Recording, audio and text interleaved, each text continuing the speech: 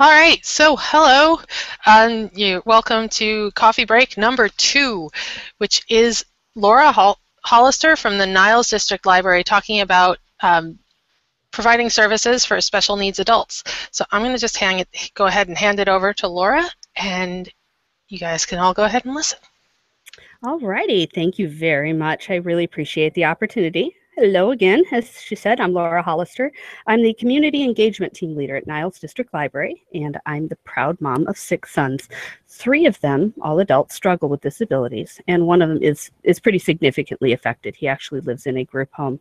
And I have to apologize up front. I was up all night with a bad cold. It has affected my voice, my coherence, and my ability to express my passion for this particular program. Please bear with me.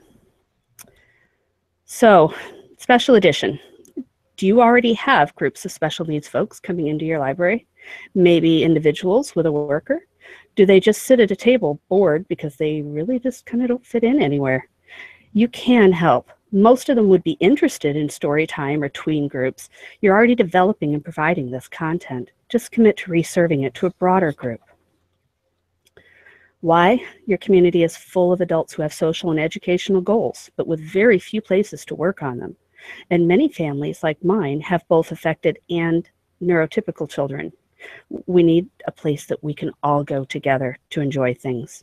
And why a library? The libraries are perfect collaborators. We can connect resource providers with consumers in a safe and open environment. Libraries need to serve everyone if we want to remain the vibrant centers of our community that we know we are, or at least could be. So, what can we do? We can offer high quality, high interest events to draw non-affected families too. We keep the schedule predictable and accessible, and we embed multiple opportunities in every program. That means, in our case, we have what we call read and return books. They're books that can be borrowed, but they're not actually checked out because most of these consumers have no control over their transportation or their schedule. Many of them are still learning, even how to handle a book. So these books, there's no penalty if irresponsibility happens, but it gives them the opportunity to be responsible and the look of joy on their face when they bring it back, all shiny, clean. I took care of my book. That's worth an awful lot. Maybe you could do movie day. Well, instead of just having everybody walk into a room with a screen on, practice the social interaction necessary to go to like the concession stand. They need opportunities to practice these social situations, and we can do that very easily. When we do movies here, we have a separate room that we call our concession area. They come up and they choose which of the 2 liters of pop they would like some from, and we kind of coach them on how to ask appropriately for it. They move over. If they want some popcorn, they ask for that, and then they go over to the second room, which is set up as our movie theater with the dimmed lights, and practice appropriate social behavior in a movie theater. The YS librarians here know that craft day, you're practicing a lot of sensory and motor skills. This audience needs to do that as well. So try to go for depth. Make sure that you've got something going on at as many levels as you can all at the same time. So where do you find partners? You do not have to do this by yourself. First, find the people who may want this content. Maybe they aren't coming to your library. Some libraries just don't feel terribly welcoming to it. Every community, though, does have a mental health gateway organization. In Michigan, in my area in Michigan, it's called Riverwood. But those are the ones that are making the determinations on who's receiving benefits, one of those benefits being CLS, Community Living Support. And there's other organizations that provide that. That's the worker that's going out with them to make sure they have opportunities to fulfill the goals that every one of them does have written out in, here it's called a PCP, a person-centered plan. And there's also a lot of residential and in-home support providers that, again, you may or may not be seeing now, but may be very interested in what you have to offer. So go back to that mental health gateway organization. Ask a caseworker to sit down with you for maybe 15 or 20 minutes and find out what's available in the community for their consumers. What service holes are there? They're key in writing the plans, the goal plans for every one of the consumers, so they know what is really difficult to meet because there simply aren't opportunities, and aim to fill those holes. And many times those providers will help you with the content. At first, all of our crafts were provided by one of those organizations. It was just we provided the space for several groups to get together all at once and share in the craft day. So there's ways to do it using their help. You don't have to do this by yourself. And really, youth services is already doing great things. Shamelessly copy them.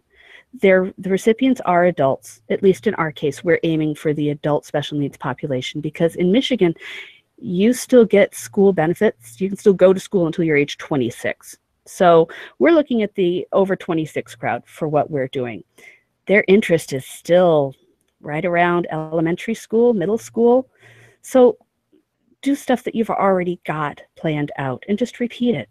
You prepared a story time, repeat it. If you love the toddler dance party, okay, change up your music. Make it the Monkees and the Beatles and, stuff like that. But you can get people up and playing with the handheld instruments.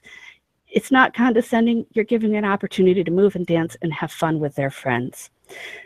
If you've got extra crafts left over from story times or whenever it is you do those, put them each in like a lunch sack, so that it's a kit that one person could grab and make a craft, and just build them up until you have enough for the whole group, and then you put them out. You've got a smorgasbord, and you've also just introduced another opportunity for people to choose what they want to do rather than just having to deal with what's in front of them. So tap your community. You don't have to do everything on your own. A lot of people are out there and interested, willing to help. So, ask the YMCA if they have an instructor that would come to a Zumba dance party. We can do maybe 2 or 3 songs, we take a break, and we do 2 or 3 songs, and we really don't Zumba, but we do move, and we crank up the music, and we have a blast. This is my son Nathan with Merida at Disney, but we also have a local princess impersonator, and she's come as several Disney princesses, and wow, the books kind of fly out when we're doing, a couple of weeks ago we had Jasmine, Snow White was here last week. They really enjoy that. I really want to get to 501st. I would just love to see the look on my son's face if a stormtrooper or a Jedi walked in. They would just think that was the coolest thing ever. First Robotics is a national program, and they have youth robotics programs all the way down to We Do, which is appropriate for maybe 4, 5, 6-year-olds. And then also FLL, First Lego League, where it's the smaller Legos. But those teams are also very community-minded in general, and they may bring in kits and do either a demonstration or maybe an actual workshop with your folks. Our zoo will bring in 4 or 5 animals for a relatively nominal fee. That's one we don't do real often, but wow, attendance on that one is just phenomenal. There's 4-H clubs. Maybe your local healthcare providers have got educational series that they've already boxed up. Most of them do, in my experience. Ask them to come talk about how to eat healthier, how to move, hygiene, anything like that. Oh, a huge one for us are the therapy dogs. We get tumble books up on a big screen so that everybody can see. We keep the rows spaced quite a ways apart, and then the dogs will wander through as we're doing stories. Many of them live in group home situations. They don't get to have pets, and so, the dogs are so popular. And many of them can't go to movie theaters, either funding or, it's just a difficult environment. So offer the recently released stuff. My group gets to watch the DVDs before they go out for regular circulation. They feel pretty special.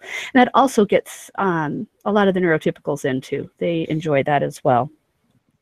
And don't be afraid to do karaoke, YouTube parties, anything. Homeschoolers. We had this wonderful homeschool dance troupe come and do colonial dance. You know your community. Find out who's interested in showing off a little bit of something. You'd be surprised. Most people will really, really help. However, that leads straight into possibility of overstimulation. A lot of these folks have got issues with sensory issues. Be sensitive to that. Make your space as inviting as possible. Sitting still can be hard. Give them some room. Harsh lighting can trigger behaviors. Fluorescents are really rough on my son. Tone it down whenever you can. If at all possible, aim for the feel you'd like in your living room rather than your office. And, lots of movement and activity can be hard to take when you don't have the filters that work well. a corner away from the activity. Or even in my case, it's a large round room and half of it is stacks. If you go into the spaces between the shelves, that allows you to still hear what's going on and in a way sort of participate, but pull back and get yourself pulled back together again. And it can get loud sometimes. So I've got a handful of cheap noise canceling headphones behind the desk. So if they're just overwhelmed with it, they pop those on, jump back in, and away they go. Now, I've got a very large group. Our average attendance is approximately 50 per week.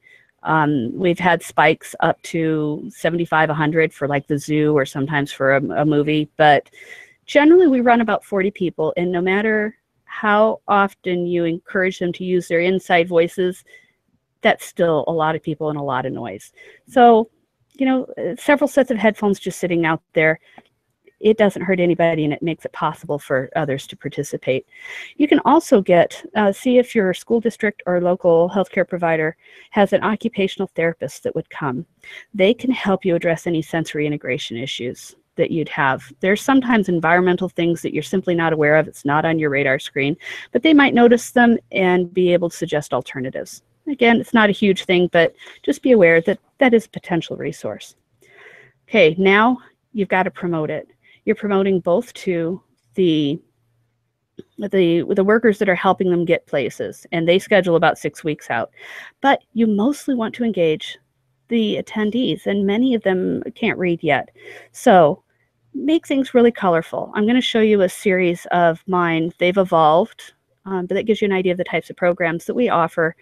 And you'll see where I've been making changes in the offerings as we go. I'm very responsive to our group, but I make very colorful flyers that are graphic based. Don't just use the words, we're going to watch Cinderella.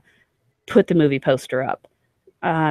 I try to go about 6 to 8 weeks of programming, but we have fallen into a schedule that's very predictable. So even if the CLS workers don't know what's being offered, they know that in July it's going to be Monday morning, whatever it is. So they can still put it on their calendars, and then they'll find out more specifics when they get a little bit closer. You go too long and it lets them get stale and they forget about you. You want the excuse to put this in front of them again. So once you've created these wonderful things, distribute them to local residential facilities.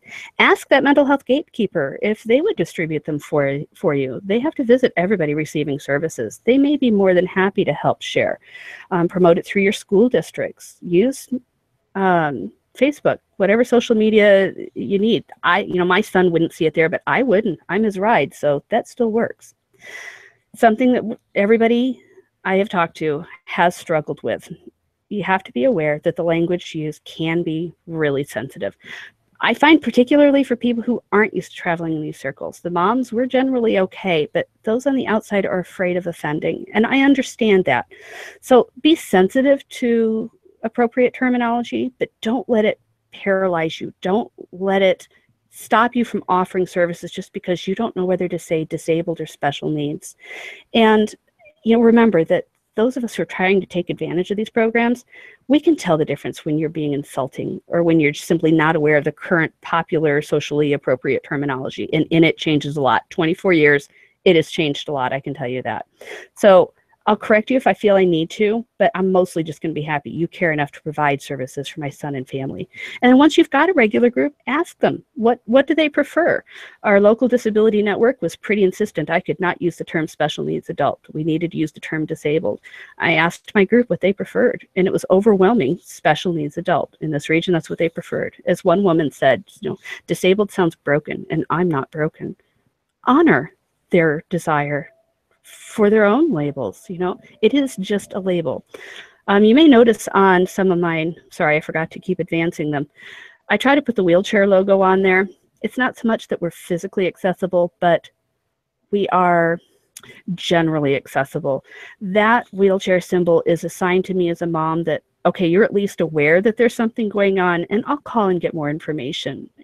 I'll tell you what kind of special adaptations I need you to make. That just tells me that you're willing to meet me halfway. That's its main function. Make sure people know that you really are willing to get out there. Oh, there's Jasmine. She was so popular. Oh my goodness. The music and movement, it was great. The band that you see up there in the corner, They were sponsored by the Niles Elks. It's the Deep Fried Pickle Project, and they did an instrument building workshop with everybody. Oh, that was such a hoot. So anyway, things are out there. Feel free to offer them. You really can make a difference. You really can do this.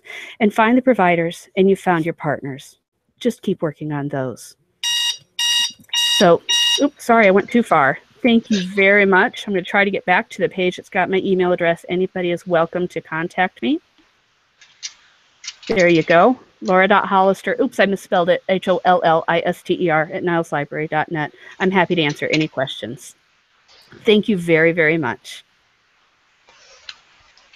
All right, thank you so much for coming and listening and watching. If you would like to subscribe to our channel, you may click on this coffee cup to do that once I put the link there, which I will. And if you'd like to donate to help keep us going and the coffee breaks going at ULU's mission going, the link is down in the description down there. Thank you so much, and we'll see you again in 2 weeks.